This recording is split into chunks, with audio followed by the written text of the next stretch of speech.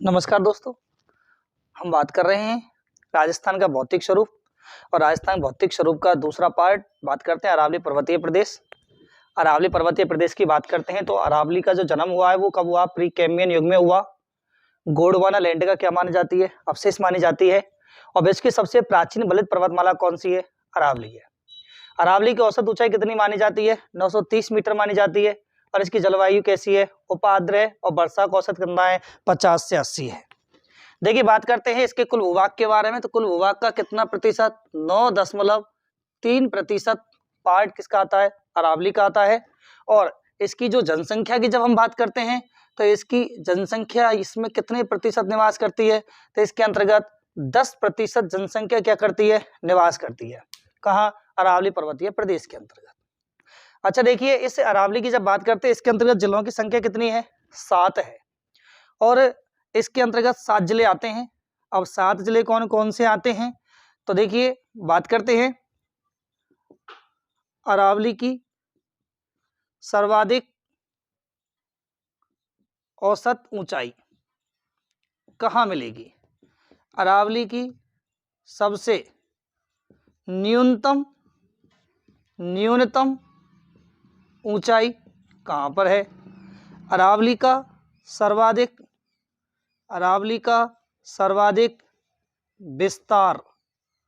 विस्तार वाला जिला, यानी कहाँ पर फैली हुई है अरावली सर्वाधिक?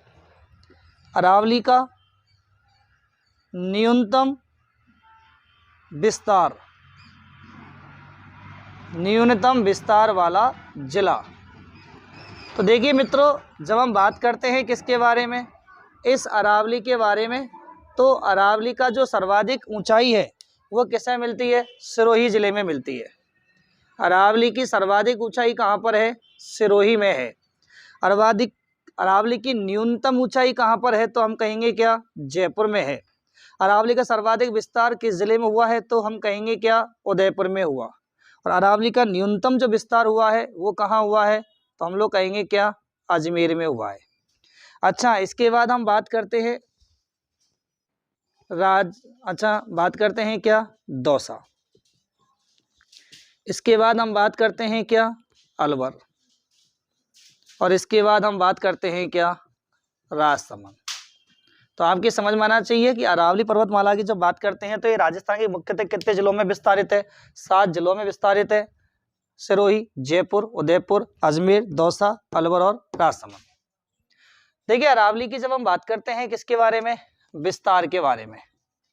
अरावली का विस्तार, और अरावली का जो विस्तार हुआ है वो हम बात करते हैं कहाँ? पहले बात करते हैं भारत में। भारत में अरावली का जो विस्तार हुआ है वो कहाँ से कहाँ तक हुआ है? तो अरावली पालनपुर से प्रारंभ होती है। पालनपुर कहाँ है? गुजरात में। तो पालनपुर गुजरात से प्रारंभ होती है और ये जाएगी कहाँ? रायसीना की पहाड़ी तक। और ये रायसीना की पहाड़ी, और रायसीना की जो पहाड़ी है वो कहाँ पर है? तो रायसीना की पहाड़ी आती है कहाँ? दिल्ली में। तो पालनपुर गुजरात से इसका प्रारंभ होता है और ये रायसीना की पहाड़ी दिल्ली तक जाती है। अच्छा देखिए, जब हम बात करते हैं इसके विषय में कहाँ? राजस्थान में। तो राजस्थान में यह है जो अरावली पर्वतमाला है ये खेड़ ब्रह्म की पहाड़ियों से प्रारंभ होती है। खेड़ ब्रह्म की पहाड़ी, और खेड़ ब्रह्म की पहाड़ी कहाँ आती है? सिरोही में। ये यहाँ प्रवेश करती हैं और ये राजस्थान में अंतिम बिंदु क्या होता है इसका? खेतड़ी होता है। और खेतड़ी कहाँ आता है दोस्तों? झुंझुनू में आता है। खेतड़ी कहाँ आता है? झुंझुनू के अंतर्गत आता है। तो खेड़ ब्रह्म की पहाड़ियों से सिरोही से लेकर के खेतड़ी झुंझुनू तक जाती है कौन सी? अरावली पर्वतमाला। अरावली पर्वतमाला का जो विस्तार हुआ है वो कहाँ से हुआ है? तो दक्षिण पश्चिम से उत्तर पूर्व की ओर हुआ है। दक्षिण पश्चिम से लेकर के उत्तर पूर्व की ओर किसका विस्तार हुआ है? अरावली पर्वतमाला का विस्तार हुआ है। या दक्षिण से लेकर के ये कहाँ जाती है? उत्तर की तरफ जाती है। कौन सी पर्वतमाला? अरावली पर्वतमाला। अच्छा देखिए, जब हम लोग बात करते हैं क्या अरावली पर्वतमाला के विषय में, तो ये जो अरावली पर्वतमाला है, हम बात करते हैं अरावली का महत्व। अरावली का महत्व क्या है? तो अरावली के महत्व की जब हम बात करें तो अरावली का जो महत्व है इसमें हम बात करते हैं क्या कि यह मरुस्थल एवं गैर मरुस्थल, मरुस्थल व गैर मरुस्थल का विभाजन करती है। मरुस्थल व गैर मरुस्थल का क्या करती है? विभाजन करती है। धात्विक एवं अधात्विक, धात्विक व अधात्विक खनिजों से, धात्विक व अधात्विक खनिजों से ये क्या है दोस्तों? संपन्न है। धात्विक व अधात्विक खनिजों से संपन्न है क्या? अरावली पर्वतमाला। जीव कौन से? वन्य जीव एवं वन्य संपदा से संपन्न है। वन्य जीव एवं वन्य संपदा से क्या है? ये संपन्न है क्या?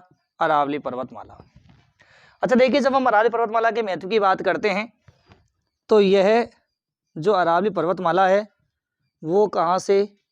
अरब सागर से, अरब सागर से वर्षा कराने में असमर्थ है। अरब सागर से वर्षा कराने में क्या है? असमर्थ है क्या? अरावली पर्वतमाला। मरुस्थल गैर मरुस्थल विभाजन करती है। धात्विक अधात्विक खनिजों से संपन्न है। वन्य जीव और वन्य संपदा से भी संपन्न है। और अरब सागर से वर्षा कराने में क्या है? ये असमर्थ है क्या? अरावली पर्वतमाला। अच्छा देखिए, जब अरावली पर्वतमाला के बारे में बात करें तो एक इतिहासकार हुआ जिसका नाम है क्या? Colonel James Tod. Colonel James Tod ने अरावली पर्वतमाला के विषय में कहा है कि अरावली पर्वतमाला क्या है? राजपूताना की, राजपूताना की सुरक्षा की दीवार है। राजपूताना की सुरक्षा की क्या है? दीवार है। ये किसने कहा है? कर्नल जेम्स टॉड ने कहा है। इस अरावली पर्वतमाला के विषय में इतिहासकार हुआ कौन? अबुल फजल। और अबुल फजल ने कहा था कि जो अरावली पर्वतमाला है इसके विषय में अबुल फजल कहता है कि अरावली, अरावली क्या है? ऊंट की गर्दन है। अरावली को ऊंट की गर्दन किसने कहा? तो अरावली को ऊंट की गर्दन कहने वाला व्यक्ति है कौन? अबुल फजल। अबुल फजल ने क्या कहा? अरावली को ऊंट की गर्दन कहा। अच्छा देखिए, तो हम बात कर रहे हैं अरावली के विषय में। और अरावली की जब हम बात करें तो यह अरावली का निर्माण प्री कैम्बियन युग में हुआ। इसको गोंडवाना क्लैन का अवशेष माना जाता है और विश्व की सबसे प्राचीनतम बलित पर्वतमाला है। और इसकी औसत ऊंचाई कितनी है? 930 मीटर है। और इसकी जलवायु कैसी है? उपाद्र है। वर्षा का औसत 50 से 80 सेंटीमीटर है। किसका? अरावली का। इसकी बात करते हैं अरावली के बारे में तो हम बात करते हैं अरावली की, अरावली की प्रमुख चोटियां। अरावली की प्रमुख चोटियां कौन कौन सी हैं? अरावली की प्रमुख चोटियों के बारे में बात करें तो देखिए, हमें याद रखना है क्या? गुरुसेद जरा आंख रखो। अरावली की प्रमुख चोटियों के लिए हमें याद करना है क्या? गुरुसेद जरा आंख रखो। तो देखिए, यहां बनेगा, गुरु से बनाएंगे हम लोग क्या? गुरु शिखर। सा से बनाएंगे हम लोग क्या? शेर। और दा से बनाएंगे क्या हम लोग? देलवाड़ा। और जा से बनाएंगे क्या? जरगा। अच्छा देखिए, रा से बनाएंगे हम लोग क्या, रघुनाथगढ़, और आ से बनाएंगे क्या, आबूगढ़।